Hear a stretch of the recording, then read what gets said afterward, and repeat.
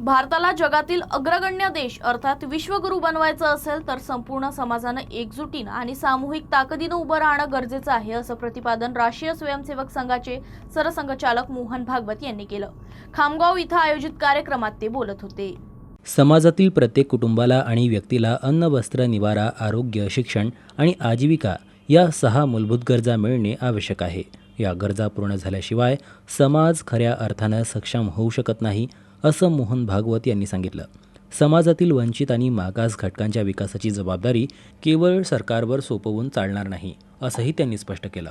स्वतंत्र देशातील सरकार निश्चितपणे मदत करत असतं, मात्र समाजातील सुशिक्षित आणि सक्षम नागरिकांनी मागे राहिलेल्या बांधवांना सोबत घेऊन त्यांना पुढे आणण्यासाठी प्रयत्न करणं गरजेचं आहे, असं भागवत म्हणाले।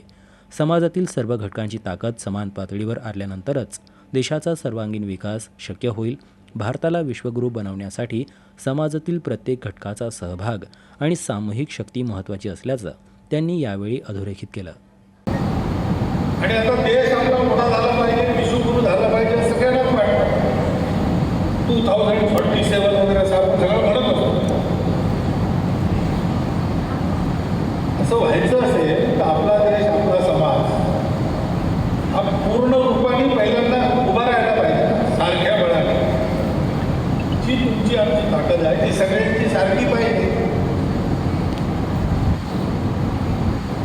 बाकी माझी सगळी ताकद आहे, फक्त डाव्या बाजूला पॅरालिसिस आहे।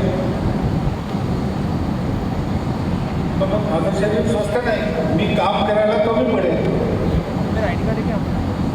तसं आमच्या समाजात काही लोक चांगले आहेत, सुशिक्षित आहेत, काही लोक नाही आहेत, अशी स्थिती चालू शकत नाही।